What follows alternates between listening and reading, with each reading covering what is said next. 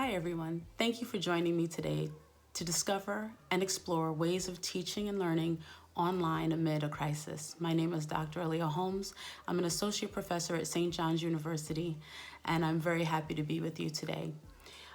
In the last 24 hours, I've received lots of phone calls regarding the video that I posted, and I thank everyone for the feedback and support, the encouragement that I've received, and also the questions on how we can continue to find solutions to this situation that we find ourselves in. While it is not ideal, it is our reality.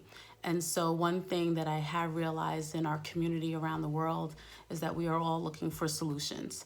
And in many cases, we're looking for digital solutions to help support our children in both K-12 and higher ed. So while I'll be brief, I do want to provide parents, K-12 teachers, and higher ed faculty with tips and resources that will be able to support them in their process as they move forward. So let's begin with parents.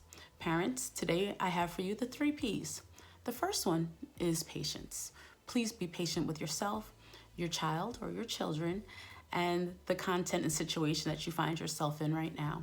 We know you did not ask for this. Many of you are working while you are also providing academic support for your child, and so it is a situation that requires patience. If at any time you do get stressed out, you are allowed to take a break, you're allowed to pause, or even consider practicing mindfulness. You can include your child in that process as well and learn something that way.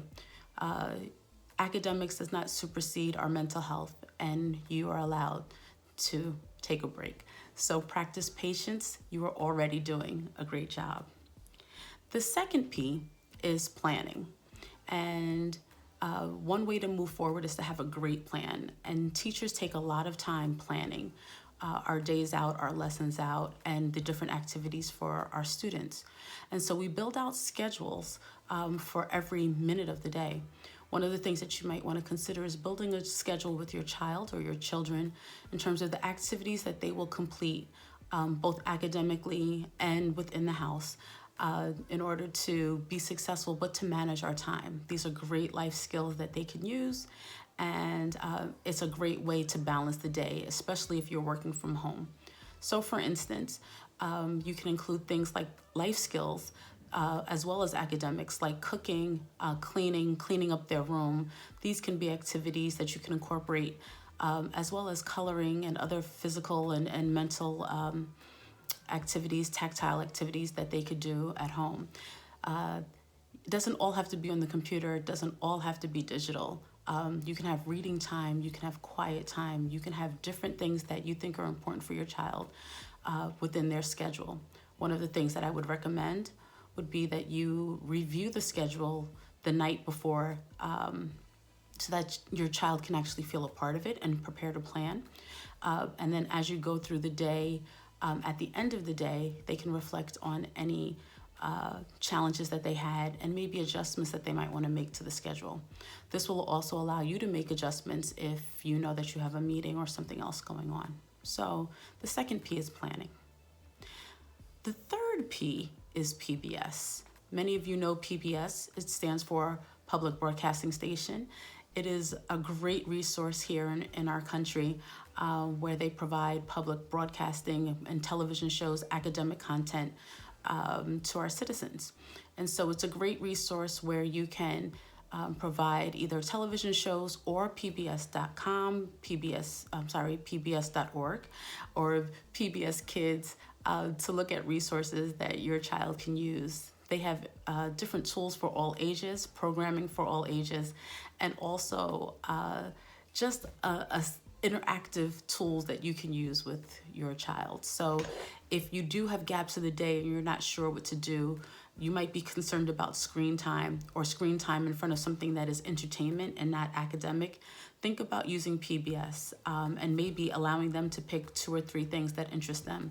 Their catalog is phenomenal, and I think it would be a great resource. So for my parents, we have 3 Ps today: patience, planning, and PBS.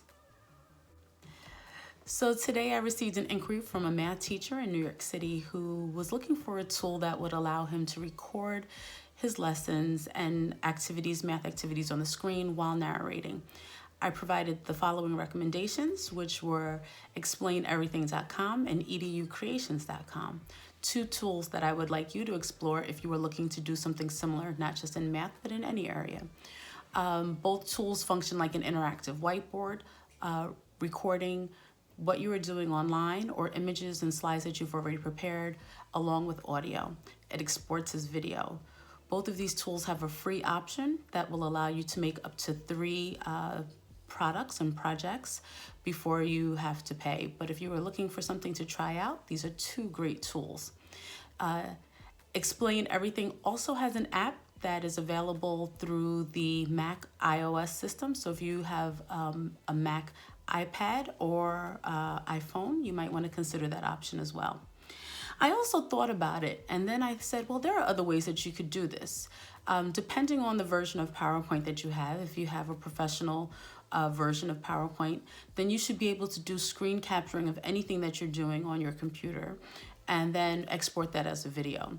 So for some of you, if you have screen capturing tools, that would be great. That would be actually a free option if you already have PowerPoint. If you are looking and you have the funding, then I would encourage you to also look for more professional tools like Camtasia that would allow you to capture what you're doing on the screen. It's a very expensive tool, but a fantastic video production tool that allows you to capture what you are doing. Finally, if you are on a budget, I found that teachers could do amazing things. And so I've seen K-12 and higher ed teachers do remarkable things with a piece of paper, a pencil or a pen, markers, and their cell phone or their iPad. And if you can actually have something to hold your phone stationary, you can write out the steps and record, and that is just as effective, and it doesn't cost much of anything. And you can do that using, if you have an iPhone, you can use iMovie to export that, or you can just use your regular video tool on an Android phone. So those are some options for my teachers.